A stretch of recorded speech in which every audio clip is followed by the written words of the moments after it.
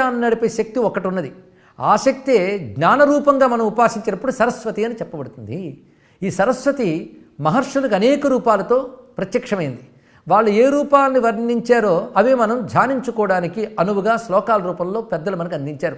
సరస్వతి నమస్తుభ్యం వరదే కామరూపిణి విద్యారంభం కరిష్యామి సిద్ధిర్భవతు మే సదా.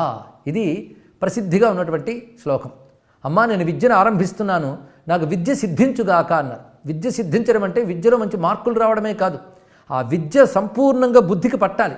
అంతేకాదు, ఈ విద్య నాకు జీవితంలో మంచి ప్రయోజనాలు ఇవ్వాలి, ఈ విద్యతో నేను జీవితంలో రాణించాలి, ఈ విద్యను వినియోగించుకుని సమాజంలో నేను గొప్పవాణ్ణి కావాలి. అదే విద్యాసిద్ధి అండి. అంతేకాదు, విద్య మన సంస్కారాన్ని మార్చాలి. విద్య మనకి సరైన సమయంలో సరైన తెలివిని స్ఫురింపజేయాలి. ఇవన్నీ కూడా సరస్వతి కృప వల్ల లభిస్తాయి. ఈ సరస్వతి మూర్తిని ధ్యానం చేసిన, సరస్వతి నామ